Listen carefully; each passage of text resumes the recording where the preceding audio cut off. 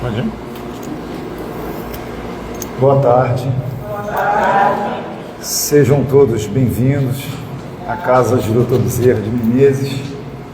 Estejamos todos envolvidos nessa harmonia, nessa paz, nessa luz desse ambiente, trazido para essa espiritualidade amiga. Hoje tem alguém aqui pela primeira vez assistindo a reunião? Seja bem-vindo. Qualquer dúvida, qualquer informação, pode nos procurar no término da reunião, tá bom? Hoje,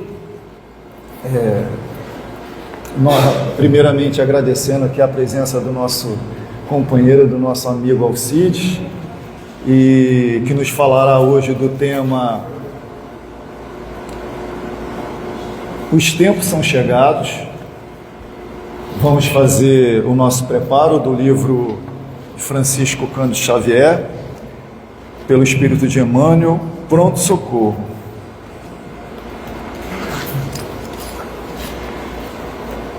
Horas de transição. Cultiva a paciência e resguarda-te em paz. Recorda a multidão descontrolada entre o perigo iminente. Memoriza os desastres ocorridos, seja nos recintos fechados ou nos estádios abertos, quando algum grito alucinante anuncia determinadas perturbações.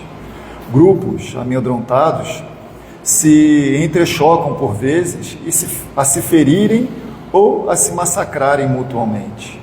Semelhante imagem se aplica igualmente à Terra nos dias de transição, quais os da atualidade, em que milhões de criaturas encontram problemas a se agigantarem de extensão.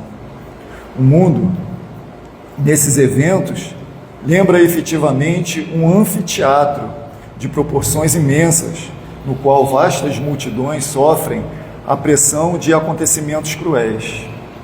E essa crise pesa sobre a vida particular, motivando estranhos comportamentos na esfera de indivíduos para indivíduo. É assim que anotamos companheiros de experiências se desorientarem nas mais diversas condições de trabalho e de luta.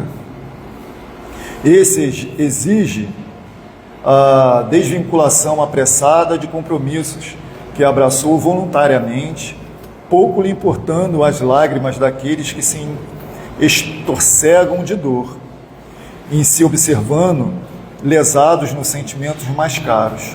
Outro pisa sobre os irmãos indefesos que tombam aqui e ali, sem perguntar pelos sofrimentos que lhe causam. Aquele agride quantos lhe cruzem o caminho, e ainda outros muitos assumem atitudes infelizes, precipitando-se na mutilação desses mesmos, a pretexto de senhorarem à frente do escape. Se te encontras diante de situações assim, complexas, em que pessoas amadas parecem enlouquecidas no anseio de aproveitar a perturbação a fim de cogitarem unicamente dos interesses próprios, desertando de obrigações respeitáveis, dilapidando alheios sentimentos, depredando corações ou largando-se nos gestos temerários a que lhes acarretam inimagináveis procedimentos, acalma-te e ora, serve e espera. A tormenta é transitória. Lembra o sol renascente repondo o campo após uma noite de tempestade, e entenderás a harmonia inarredável com que a vida marca as obras de Deus.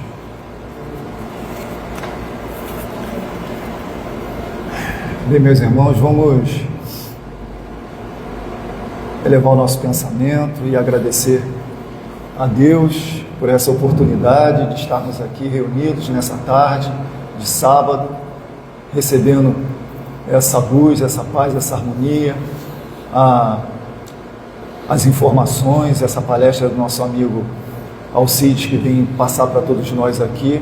Então, que possamos absorver o melhor possível para cada um de nós, sentindo, absorvendo, colocando em nosso dia a dia todo esse aprendizado e, de alguma forma, participando com as pessoas do nosso convívio diário, aquilo que seja melhor para cada um de nós. Que Deus nos abençoe a todos, abençoe essa reunião, abençoe o nosso amigo Alcides, e que essa paz se faça presente em nossos corações. Graças a Deus. falar, meu amigo. Liga aqui pra você. Meu amigo. Ano novo, vida nova, né? E aí? Boa tarde, gente. Hein? Ah, tá bom. Eu tô vendo que tá todo mundo animado como o verão. Realmente, né? O verão tem uma simbologia que trazer a luz, a energia. E a gente sabe muito bem que nós estamos vivendo um momento de confusão total. Pois segunda-feira eu estava na fila do caixa eletrônico com o livro Cristianismo e Espiritismo, de Leon Denis. E o rapaz virou-se para mim e disse assim: qual é o livro que o senhor está lendo? E eu mostrei. Ele virou-se para mim e me disse: o senhor não acha que os cristãos estão sendo perseguidos? Eu percebi muito bem aonde ele queria chegar e o que dizer. Não sei se vocês estão atentos ao noticiário brasileiro. Cada pastor que é apanhado em falcatrua, ele diz que está sendo perseguido. Diz que o cristianismo está sendo perseguido. Então, aquele velho hábito do homem se defender acusando ou se posicionar como vítima em vez de assumir o seu erro. Porém, se a gente atentar, qual foi o crime de Sócrates? Ensinar. Qual foi o crime que Jesus cometeu? Ensinar. Qual foi o crime de Jordano Bruno? Ensinar. Galileu Galilei? Ensinar. Mahatma Gandhi? Ensinar. Então, desde que o mundo é mundo, os homens que se propuseram a ensinar a verdade e libertar a consciência humana da prisão, da ignorância e da incredulidade, esses sim foram perseguidos. Perseguidos porque, eu disse ao rapaz, depende do que o senhor diga, entenda por perseguir. Porque a palavra perseguir também significa buscar. Quem busca um alvo, uma finalidade, um propósito, persegue a meta a atingir.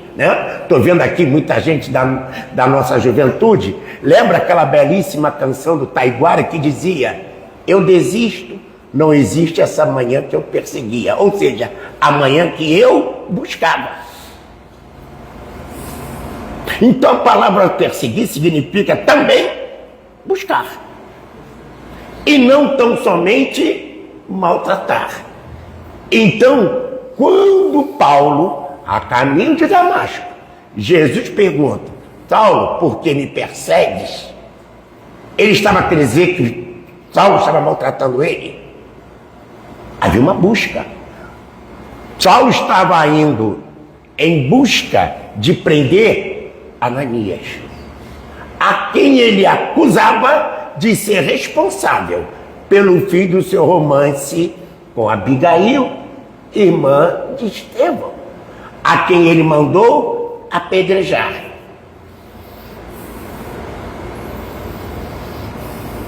Se os nossos queridos pastores, se os nossos queridos líderes espirituais tivessem a consciência clara do seu papel, não fariam as lambanças que fazem e depois não usariam em vão o nome de Deus.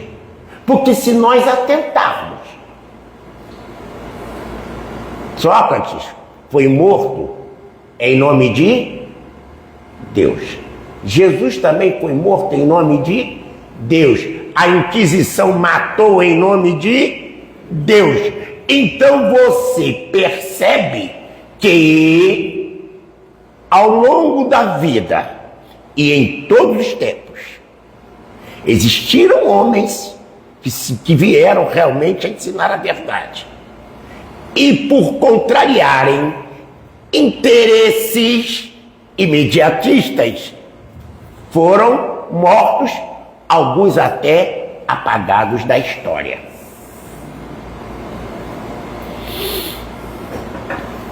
Se nós observarmos que desde que o mundo é mundo, desde os tempos imemoriais, duas classes emergiram e dominaram o mundo: os sacerdotes, independente do nome que tivesse, os monarcas. Depois, quando vem o iluminismo, a revolução industrial, os movimentos abolicionistas e as repúblicas, duas classes continuaram dominando o mundo: os sacerdotes, que não saíram do poder, e a monarquia trocou de nome, passou a ser empresário, político, mídia, é o nome que você quiser. Essas duas classes continuam dominando o mundo.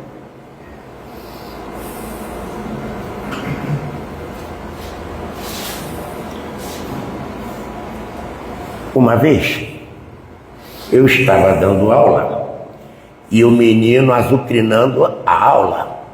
Eu disse: meu filho, você conhece aquela parábola evangélica? Não dês pérolas aos porcos? Ele disse: não, eu vou te ensinar. Não dês pérolas aos porcos. Isto quer dizer que o conhecimento da verdade é uma pérola que os porcos desprezam. E como conhecimento é poder, e é mesmo. Os poderosos sempre se sentem ameaçados quando alguém dotado de um conhecimento difere do status quo, da ordem vigente. Se vocês refletirem, pararem para pensar, Jesus foi morto como inimigo da sociedade, como inimigo do povo, como inimigo de Deus. E como é que lá na frente ele virou o próprio Deus? É outro problema nosso. A gente não conhece a história do cristianismo.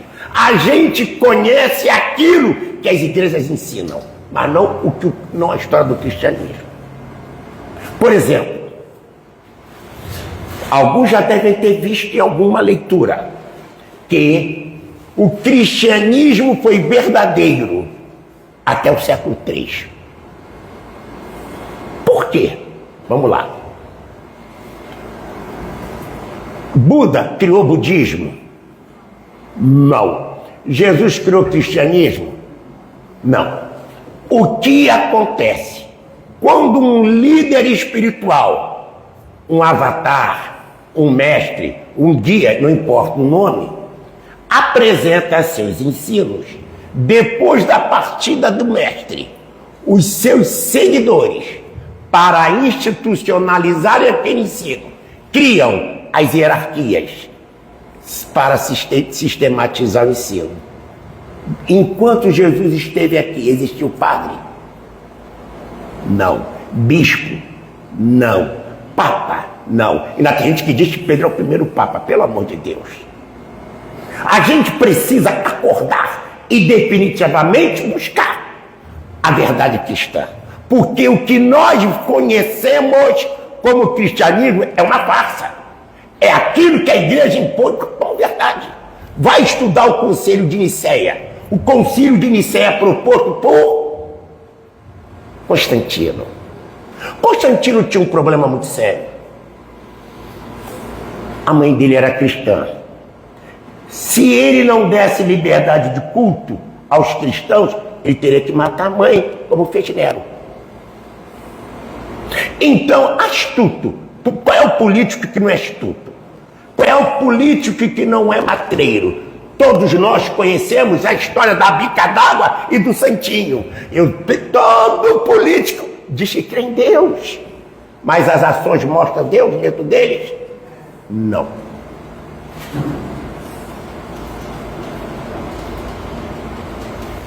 E se nós observarmos como é que Jesus, inimigo de Deus, virou Deus, a história começa no Concílio de Constantinopla, em 325. Com a astúcia de Constantino. Mais adiante, o imperador Teodósio, outro astuto, percebe que nós aqui, vamos ficar aqui no Brasil.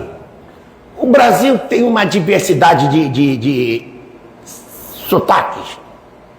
Bem, olha a fala do nordestino, olha a fala do gaúcho, olha a fala do carioca, olha a fala do paulista, olha a fala do mineiro. A língua portuguesa falada no Brasil é a mesma, mas as verbalizações são diferentes. O que no Rio eu chamo de pipa, no outro eu não chamo de pipa.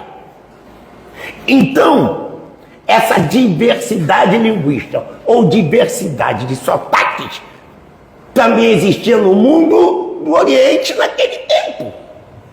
E Constantino, Teodósio, materialmente, peraí, isso aqui vai me dar poder.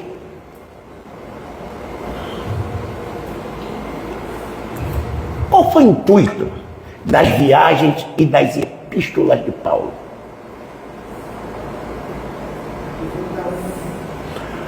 Qual era o esforço de Paulo? Dar um sentido, uma unidade à doutrina cristã, porque dependendo da região, ela tinha uma leitura e uma interpretação diferente.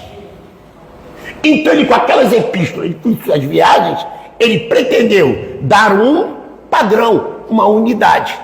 Como havia interesses políticos, interesses financeiros de todo tipo, cada região se achava dona da verdade.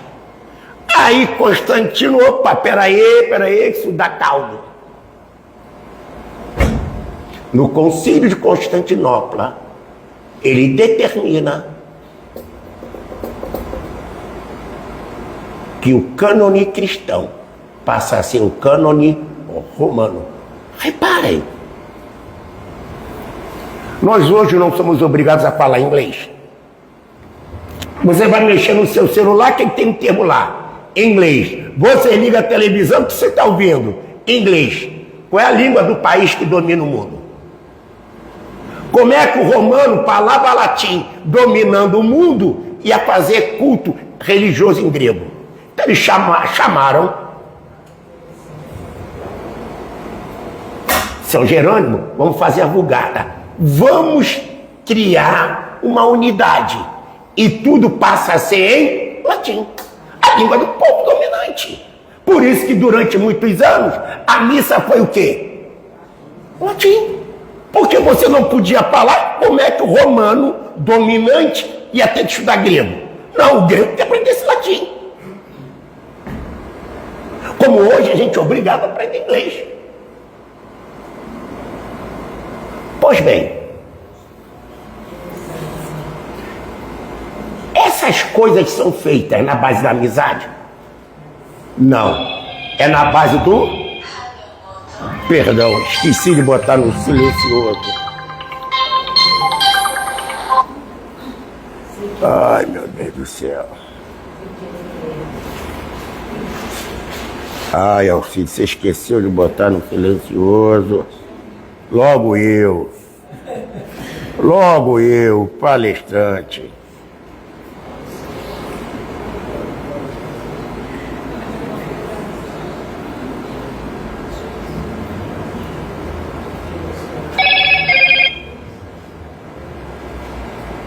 Agora foi. Então, tudo isso para deixar bem claro que não é na base do amor, que os cultos dominam. Então, desde que o mundo é mundo, a religião é um instrumento de poder político. Não adianta fugir disso, desde que o mundo é mundo. Agora eu pergunto a vocês, a mulherada que está aqui, como a igreja sempre tratou as mulheres? Esse era o modo cristão? Não. Os negros que aqui estão, como que a igreja sempre tratou os negros? Isso era cristão? Não, a igreja sempre defendeu o quê? O racismo e a miséria. Ela se mancomunou com os poderosos e criou um modelo de cristianismo que interessava ao poder romano, ou seja, tudo que não fosse seguido pelo cânone romano passou a ser heresia. Se vocês não sabem, o cisma do Ocidente rachou. Chegou um tempo em que a igreja teve 2 papas, os ortodoxos do Oriente e do Ocidente. Essas coisas a gente precisa estudar, até para entender o Evangelho segundo o Espiritismo. Senão você não entende aquilo. Até para entender o sentido da doutrina espírita. A gente tem que estudar, tem que conhecer a história do cristianismo. Então, conselho a vocês: Cristianismo, a mensagem esquecida, de Hermínio Corrêa de Miranda. Os cátaros e a heresia católica, de Hermínio Corrêa de Miranda. Cristianismo e Espiritismo, de Leon Denis. Há outros livros, mas para começar esses 3 e mais, leiam com atenção a introdução do Evangelho segundo o Espiritismo. Num trecho da introdução do Evangelho segundo o Espiritismo, Allan Kardec diz assim: Sócrates e Platão são precursores do cristianismo. Opa! Se Sócrates e Platão são precursores do cristianismo, eles eram gregos. Então a origem do cristianismo não é hebreia, como é imposta, e sim helênica. A gente tem que ficar atento, conhecer essas coisas. Porque sempre se ouviu falar em civilização judaico-cristã. Sempre, inclusive, um dos esforços de Paulo era tirar o cristianismo da origem judaica, que isso sempre foi trabalhado. Nós aprendemos que existem quantos evangelhos? 4, né? Marcos, Lucas, Mateus, não é isso? E o 4 de João. Pois bem, quem se der o trabalho de estudar esse troço vai ver que, primeiro, o Evangelho de João é considerado um evangelho esotérico, porque é de origem grega. É totalmente diferente dos outros 3.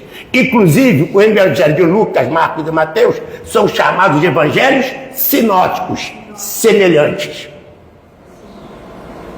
Mas as grandes escolas esotéricas sempre seguiram o Evangelho de João, que é de origem grega.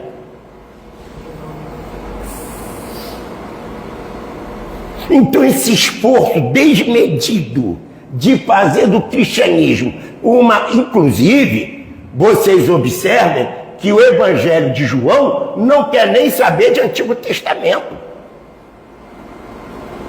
Essa história de agregar o Antigo Testamento com o Novo Testamento para fazer o do cristianismo uma seita. Mais ainda, em 1945, em Nag Hammadi, no Alto Egito, um camponês procurando fertilizantes entra numa caverna e, sem querer, descobre uma urna. Dentro desta urna estava um material. Não me pergunte como, que eu não sei. Esse material, esse texto, foi parar na Universidade do Cairo. O Cairo fica onde? Egito. E da Universidade do Cairo, outras universidades da Europa, Estados Unidos e Canadá, todos estudaram aquilo e descobriram encantados que aquele manuscrito nada mais era que o Evangelho Gnóstico de Tomé, e que estava em linguagem cópita. Eu quero ver algum padre, algum pastor falar isso nas suas missas e nos seus cultos. Então, como diz mestre Hermínio Correia de Miranda, o que chegou até nós foi uma teologia fundamentada no interesse político de domínio e não de libertação das consciências.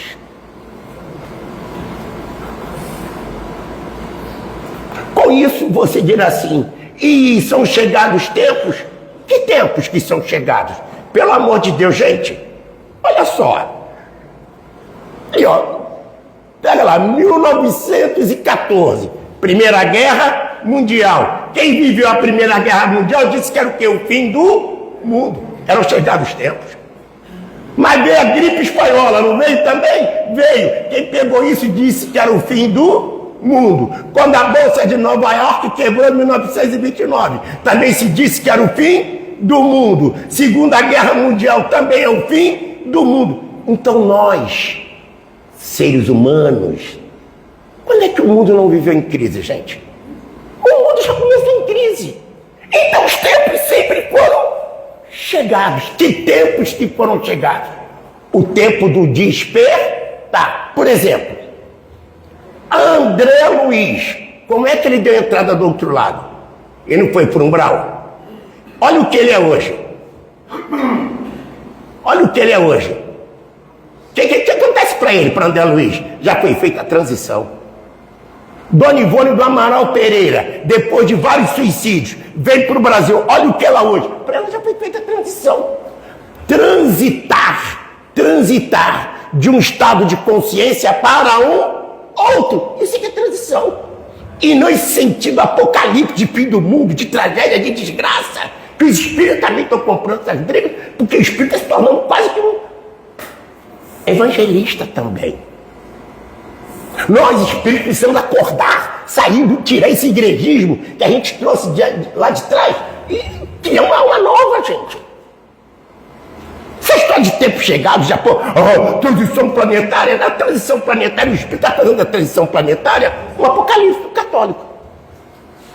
É o que ele está fazendo.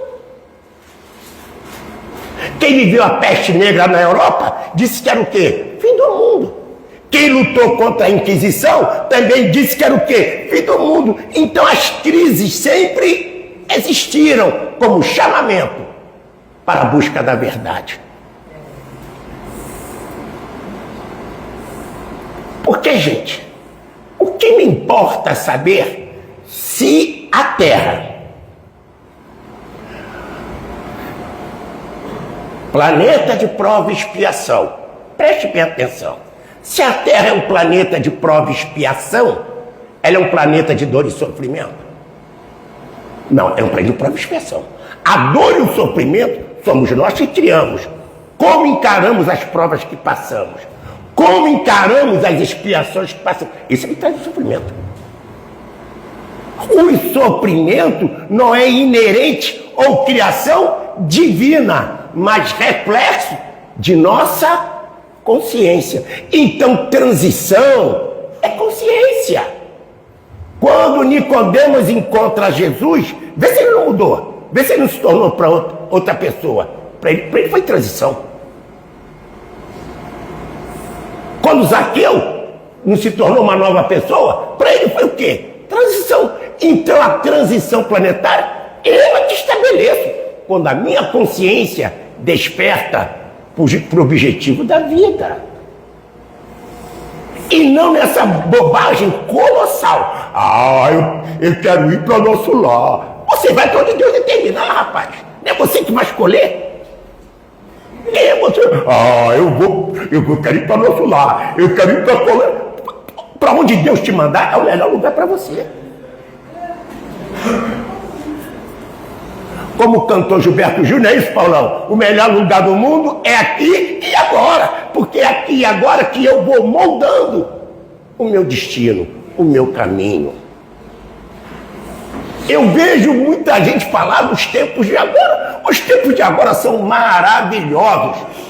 Eu quero ver você, quero ver você viver sem ar-condicionado. Volta para 1930. sem ar-condicionado. Volta lá para 1800, sem celular. Eu quero ver. Vai para lá. Eu quero ver a mulherada voltar lá para 1700, sem máquina de lavar. Vai para lá, você tá todo mundo de olho não presta. Volta para lá. Ora. Minha gente, vamos abrir o coração.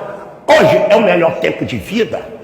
Só isso aqui, o celular, é uma fonte de pesquisa que não vê quem não quiser. Eu faço pesquisas aqui, ó, toda hora. Agora, também eu posso usar isso aqui para fazer o quê? Para dar golpe, para enganar os outros. Depende de cada um. Então, os tempos de agora são os mesmos de todo o tempo. Quando Jesus veio à Terra estava em crise. Estava ou não estava? Estava. Quando Sócrates veio à Terra estava em crise? Estava. Porque desde que o mundo é só estudar a história da humanidade, gente. Desde que o mundo é mundo, o mundo esteve em crise também de agora. Porque a crise somos nós que fazemos. E a crise não é externa, a crise é interna. E por causa disso, aí sim, pergunto a vocês, Mahatma Gandhi sofreu? Sofreu? Sim ou não? Então ele era maluco. Porque se ele sofreu, como é que ele ensinou a felicidade pra gente? Quando ele leva um tiro que vai lhe exterminar a vida, alguém pergunta, Mahatma, você perdoa? E ele disse, não. O que, Mahatma? Você não perdoa? Não, ele não me ofendeu. Então esse homem não sofreu. Porque a consciência dele estava pulsando, vibrando em outro patamar.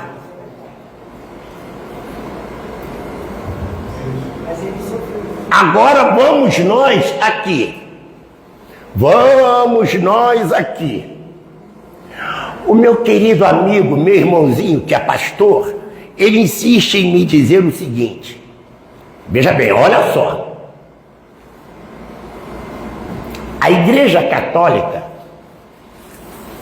deu ao Papa a infalibilidade. A Igreja tornou o Papa infalível. Vamos olhar aqui, nós todos. Algum ser humano pode ser infalível? Não, esses dogmas aqui não convencem ninguém. Assim como muitas vezes os espíritas dão infalibilidade a alguns médiuns. E não é bem assim, gente. Não existe médium infalível, não existe palestrante infalível, não existe marido infalível, não existe mulher infalível. Todos nós somos falíveis. Porque todos somos Agora, cuidado. Ser imperfeito não significa ser mau. Chico Xavier era imperfeito? Era. Ele era mau? Não. Mahatma Gandhi era perfeito? Não. Ele era mau? Não. A imperfeição, a maldade é um traço da imperfeição. Mas a imperfeição não leva obrigatoriamente à maldade. Certo, meu amigo? Certo? Pergunto a vocês, vamos falar do nosso querido e amado Brasil. Quando é que você estudou a história do Brasil, que o Brasil foi um paraíso, uma calma? Pode me dizer quando? Eu não conheço. Paulo, você conhece algum momento da história do Brasil que é uma ilha de paz? Nunca foi. O Brasil sempre foi um país em conflito. Por exemplo, Portugal descobriu o Brasil ou invadiu o Brasil? Invadiu. O índio estava aqui feliz da vida. O português veio para cá. Entrou, ocupou tudo, tomou tudo e disse que tudo era dele. Olha o que foi feito semana passada lá na Venezuela. Aquilo foi uma invasão, é um crime. E eu ouço brasileiros espíritas dizerem que isso está correto. Pelo amor de Deus, vai passar isso.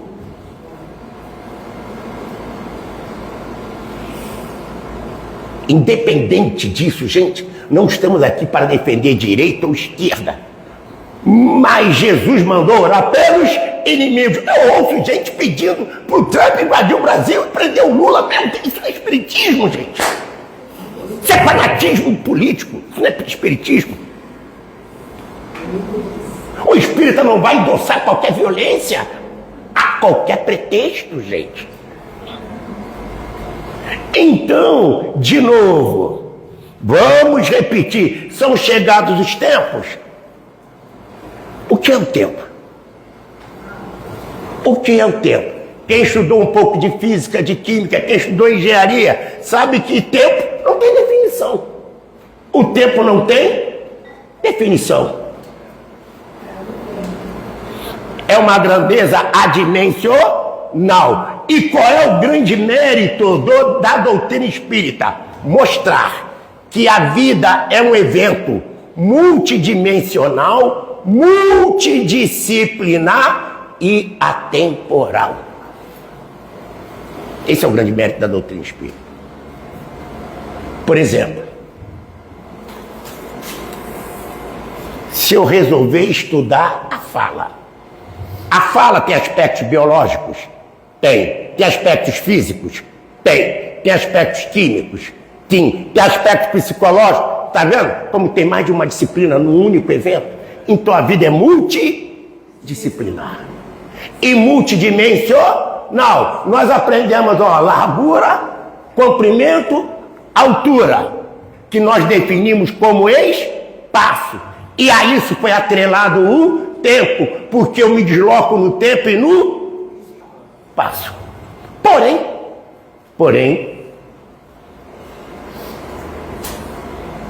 a primeira pergunta do Livro dos Médiuns é: há espíritos? Por que Kardec perguntou há espíritos?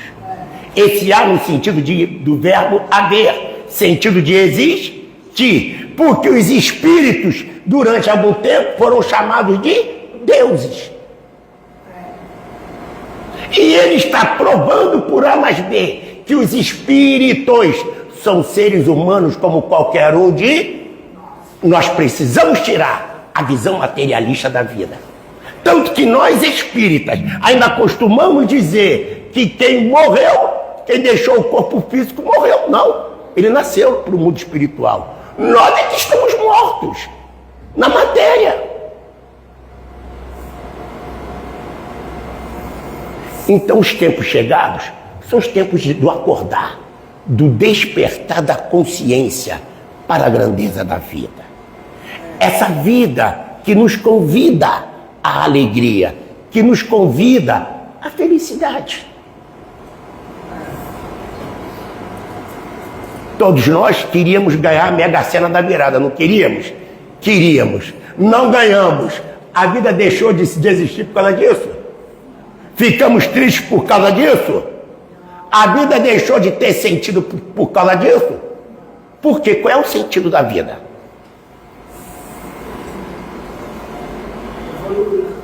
Amar a Deus sobre todas as e ao próximo como a. De que valeria você ganhar a Mega Sena da virada e não aprender a amar a Deus? E não aprender a amar ao próximo? O mundo sempre esteve em crise, porque o homem sempre teve trauma, complexo, frustração, arrogância, soberba, medo, preconceito. Sempre faz parte da consciência humana. Então os tempos chamados, os tempos chegados, são os tempos do salto da qualidade, da gente olhar para dentro de si mesmo e ver o quanto precisa mudar. Isto é, nascer de novo. Nascer de novo não é reencarnar, é tornar-se uma nova pessoa. Eu posso encarnar, desencarnar e continuar o mesmo.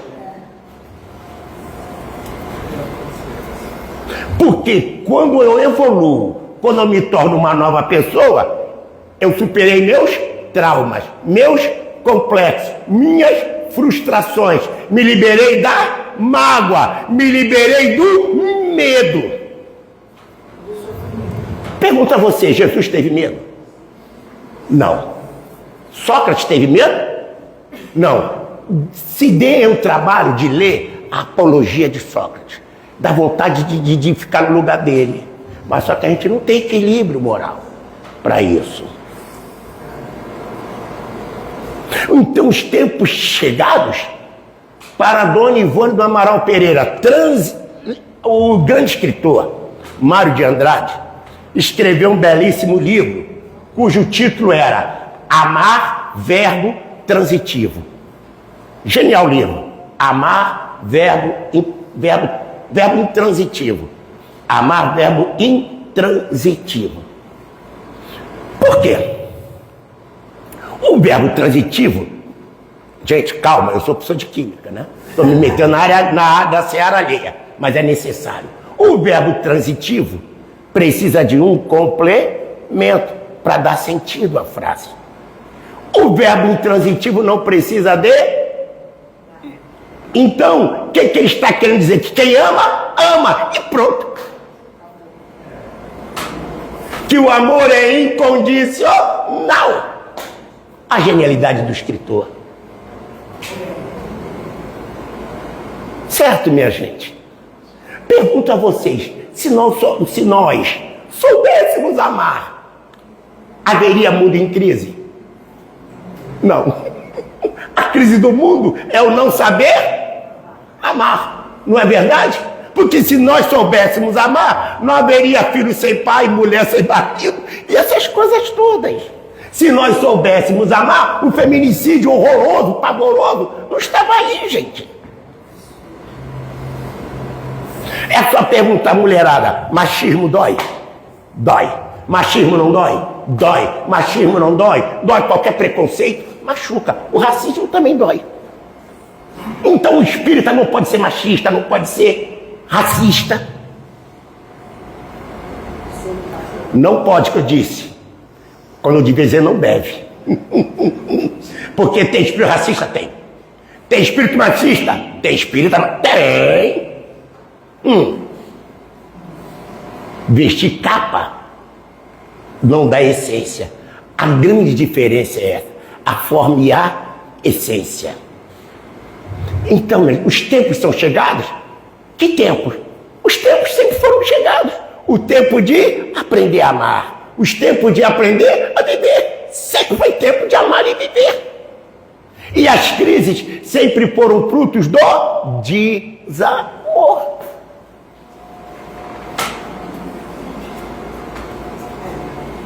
É, minha amiga, como diz a garotada, o bagulho é doido. E é mesmo. Não é, meu amigo?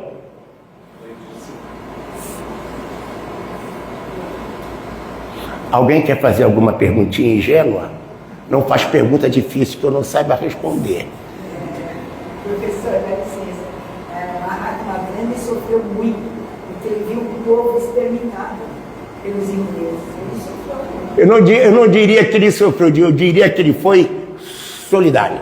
As grandes almas não sofrem como nós achamos que é sofrer. Porque um homem que diz, eu não perdoo porque ele não me ofendeu, se fosse o Alcide que tivesse levado aquele tiro, o que eu diria? Desgraçado, maldito, filho disso, filho daquilo. Eu ia desencarnar e ia obsidiar o cara. Era o que eu ia fazer. Não é isso, Paulão? Mas Mahatma Gandhi, por quê? A obsessão nasce do quê? Da mágoa, da ofensa. Porque o perdão, aí, olha o perdão, uma das partes do amor. Se ele me perdoa, ele não está tirando de mim a responsabilidade do ato que eu pratiquei. Ele está tirando dele a mágoa. Enquanto ele tiver mágoa, rancoroso, ele vai estar mentalmente sintonizado com quem? Comigo. Então o perdão é para o ofendido e não para o ofensor, que pela lei divina vai ter que reparar a ofensa. Como? Não sabemos. Por exemplo, eu sei que estar aqui falando com vocês, para mim é uma reparação dos erros que eu pratiquei. Porque sofrimento não é reparação. Reparar é tornar-se uma pessoa melhor, é nascer de novo. Aí você sai da crise. Por exemplo, com uma questão de tempo. O Paulo está ali sentado. Hipnotizei o Paulo. Fiz uma regressão de memória. Levei o Paulo a 200 anos. Reparem. 200 anos. Lá na penúltima reencarnação do Paulo. Pergunto a vocês, em que tempo que ele está? No tempo que chamamos hoje ou no tempo de 200 anos? No tempo de 200, mas quem olhar o Paulo vai ver o corpo dele de hoje. Então a vida não é o corpo, é a consciência. Então o tempo é a consciência que determina. Não é isso, meu amigo? Tanto é que quem trabalha em reunião mediúnica de desobsessão, quantas vezes não viu isso?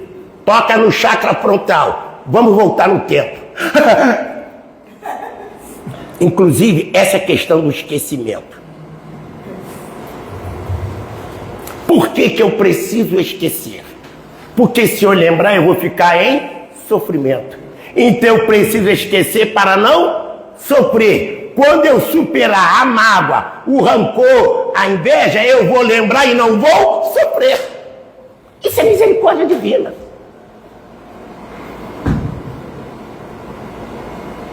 Por isso aquele cunhado que te deve dinheiro, não briga com ele não, presta de novo. A gente não sabe. Então os tempos de crise continuam, porque o ser humano sempre esteve em crise, para se libertar de quê? Do recalque, do remorso, do trauma, do complexo, das frustrações que ele traz dentro de si, em sucessivas etapas da vida. Então, porque transição planetária, deixa pra lá, rapaz. Cada um é que determina o tempo da sua transição. André Luiz já fez a transição dele. Bezerra já podia estar em outro planeta, não é isso, Paulão? E ele pediu para ficar aqui na Terra. Então, para Bezerra, a transição já foi feita, porque ele já atingiu um outro patamar de consciência. E as pessoas ficam plantando crises. Aí, em cada período, né, surgem os adivinhos. O mundo vai acabar. Passa de 1000, mas não passa de 2000. Lembra dessa história? E já estamos em 2026 e o mundo continua.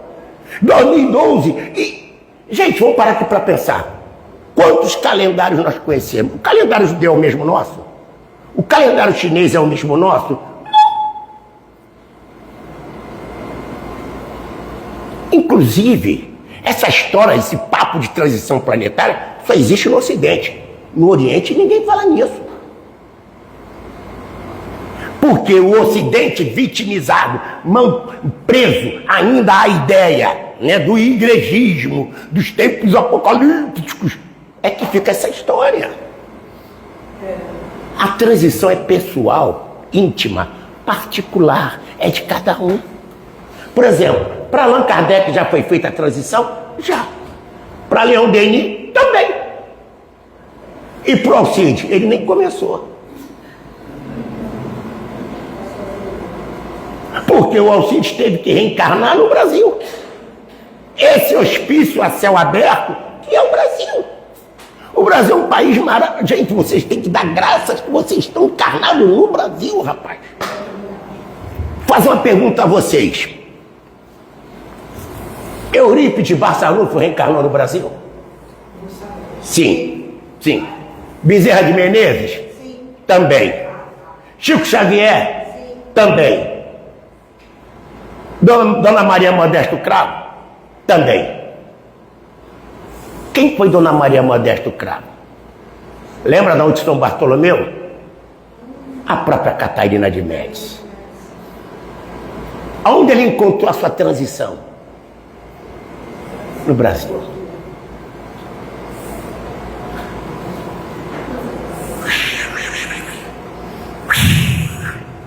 Para por aí ou continua? Saibam os senhores. Torquemada, o homem criador da Inquisição, também passou pelo Brasil. E teve contato com Chico Xavier. Porque Chico Xavier estava realmente em outro patamar em relação a gente. E contava a dona Maria Modesto Cravo a seguinte história: que um dia o Chico chega sorridente no sanatório de Uberaba. E com aquela calminha dele, aí daqui a pouco vamos fazer uma reunião mediúnica? Vamos. E quem se manifesta através do Chico? Torquemada. Lembra daquele padre do Alto de Barcelona?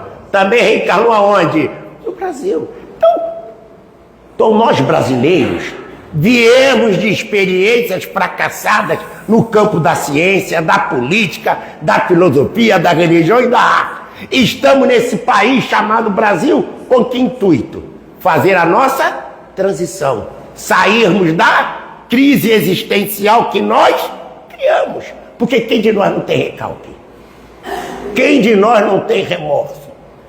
Quem de nós não tem trauma, complexo, frustração? Então, quando alguém te chama de recalcado, não brigue, porque somos recalcados. Complexado, não brigue, porque somos complexados.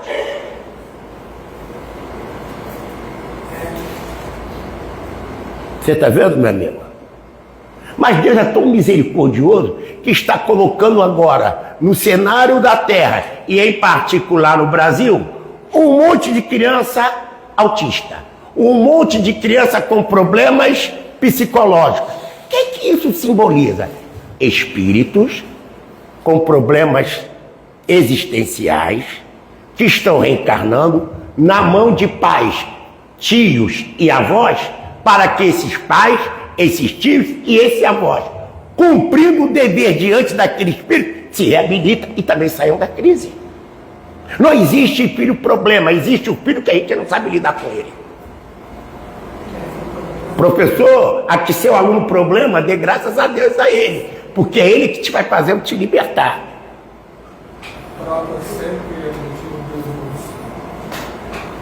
Que mal eu fiz a Deus? A Deus você não fez mal nenhum. Você fez assim mesmo. Quando Jesus diz, livrai-o de todo mal, de que mal que ele está falando?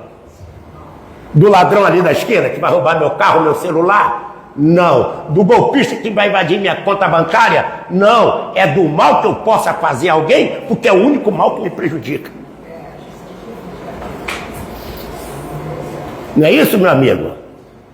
E para eu sair da crise, Deus me deu um dom. Qual foi o dom? A mediunidade.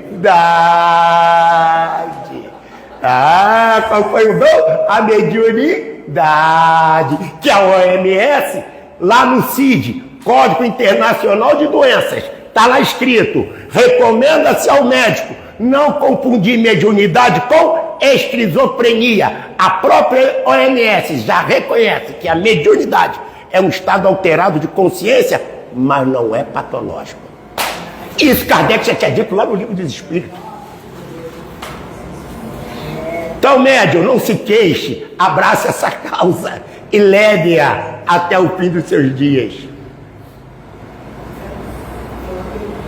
Então, esses tempos, fim dos tempos, tempos chegados, os tempos chegaram para quem? Sempre houve tempo de mudança, sempre houve um tempo de construir, renovar, renascer, brilhar, cantar, bailar ao sol da eterna primavera ou no sol de verão. É isso que a gente precisa entender. O tempo de hoje, eu digo a vocês, eu adoro os dias atuais. Amo os dias de hoje. Na minha juventude, na minha infância, quando eu passava correndo, eu muitas vezes ouvi alguém gritar lá: preto correndo é ladrão, branco correndo é atleta. Se fizer isso hoje, tem briga. A consciência humana está mudando. Então essas crises que estão aí são a crise entre quem quer a mudança e aquele que não quer. Porque desde que o mundo é mundo, dois partidos surgiram: os que queriam e buscavam a mudança, e os que queriam manter status quo para não contrariar seus interesses imediatistas. E nunca se recusaram a usar o nome de Deus. Certo, meu amigo? Meus amores, 6 horas. Que pena que acabou. Oi? Pode, meu amor. Faz aqui no microfone.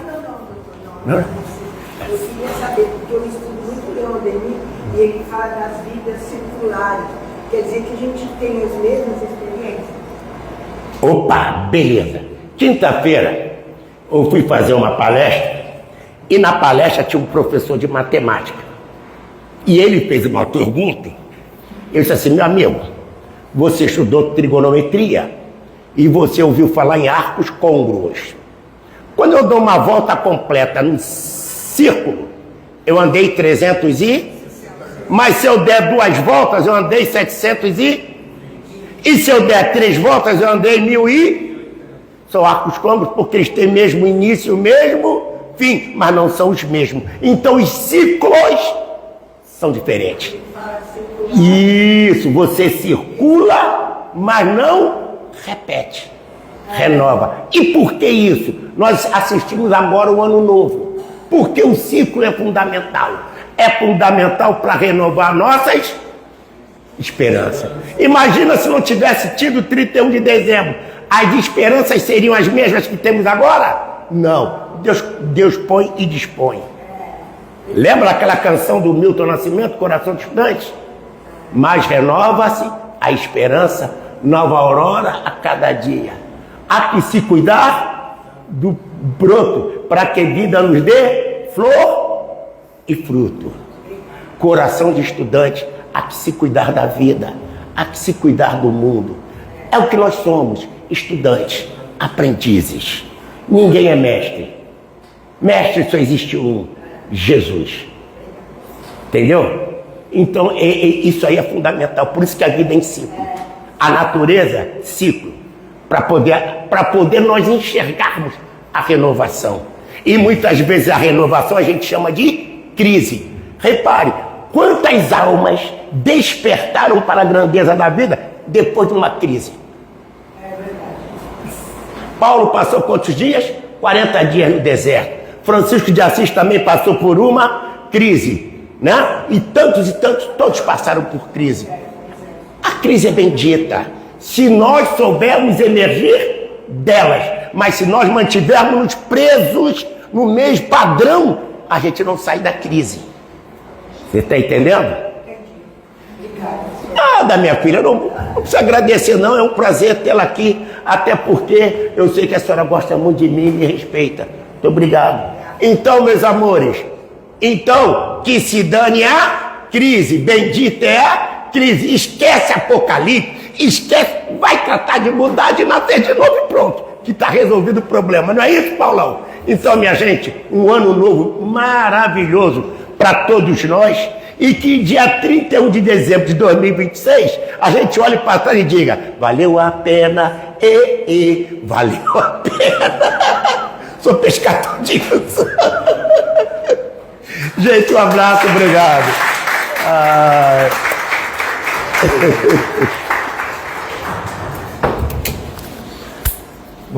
Bom, gente, agradecendo o Alcides. Eu que agradeço, meu amigo. Pelas explanações aqui. Quando eu olhei o tema, eu falei, minha Nossa Senhora. Vamos passar para a segunda parte da reunião agora, que é o passe. Pedindo que permaneçam sentados em seus lugares, em prece, convidando os passistas a tomar os seus lugares, por favor.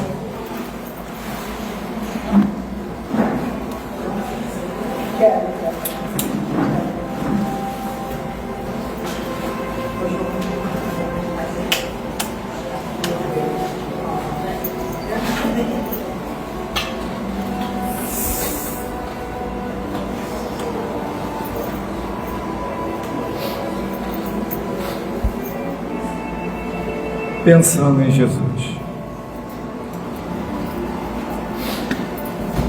Botei uma água para você aqui.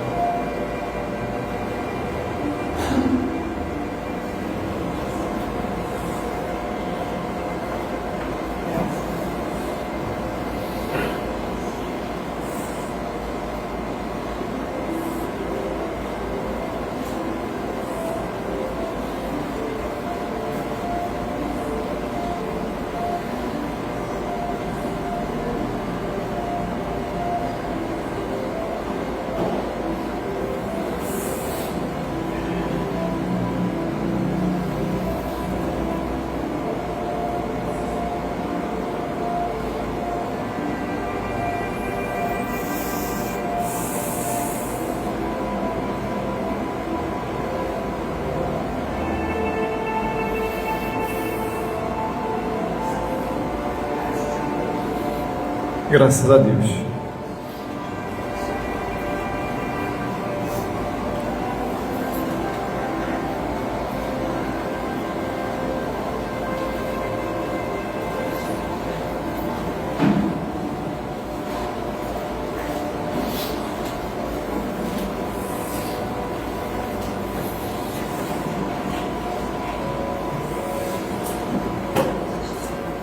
Vamos com um pensamento elevado, já nesse ambiente harmonizado, nos agradecer ao alto por esses momentos que aqui passamos, por essas palavras do nosso amigo que veio aqui com tanto carinho e amor. Possamos, com coração e mente, corpos mentais e físicos abertos a receber toda essa luz, toda essa harmonia que vem do alto, trazida por esses irmãos celestiais, a nos envolver a todos, a nos fortalecer, a nos esclarecer. Possamos levar dessa paz, a harmonia desse ambiente aos nossos lares, àqueles que lá ficaram, no nosso ambiente de trabalho, de estudo, estejamos envolvidos nessa paz.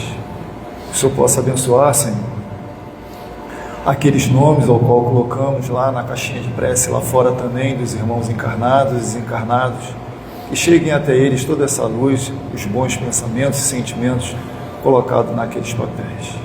Que o nosso retorno possa ser pacífico, de paz e muita harmonia aos nossos lares. Que Deus abençoe nosso irmão Alcides, que aqui veio com carinho, com muito amor, para passar para a gente, para todos nós, o fruto dos seus estudos, do seu conhecimento. Deus abençoe a ele e toda a sua família. Que essa paz, essa luz divina se faça presente nesse ambiente e em nossos corações. Que assim seja. Graças a Deus.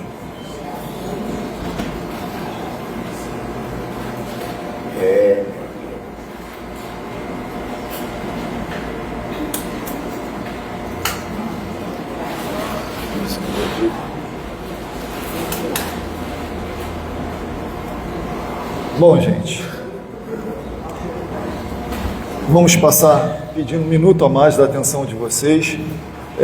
Como vocês já, não sei se todos perceberam, agora os avisos da nossa casa se encontram lá fora no monitor, que está ali do lado de fora do salão. O pessoal chega ali, consegue visualizar ali os avisos da nossa casa. Mas também fazemos um convite para aqueles que quiserem ir na livraria, tem os artesanatos feitos pelos trabalhadores da casa e são muito belos, muito bonitos. Aqueles que quiserem lá para poder dar uma olhadinha, sejam todos bem-vindos, tá?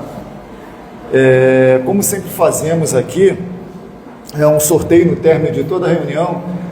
O amigo aqui tinha falado que ele veio hoje a primeira vez, depois da reunião começada. Chegou mais alguém aí que tenha vindo à casa pela primeira vez hoje? Não? Porque nós fazemos um sorteio do livro e o número do sorteio está na perninha direita da cadeira aí. Vocês podem, o nosso amigo Alcides vai falar aqui 2 números, porque um número, o nosso amigo, depois você já pode passar lá e pegar o seu, tá? Você não vai participar do sorteio hoje não, tá bom? Os demais, 2 números, Alcides, por favor. 18.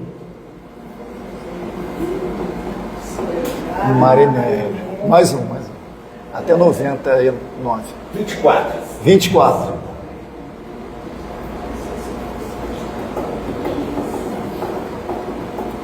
Mais um. Tá bom. 21. Também não tem? Então vou aumentar. 21. Não tem? 29. Não tem. 32. Ah, 32. Gente, vocês podem passar na livraria para pegar o livro de vocês. Boa leitura e boa semana para vocês todos, tá? Vamos com Deus, muita paz. Valeu, meu amigo. Obrigado.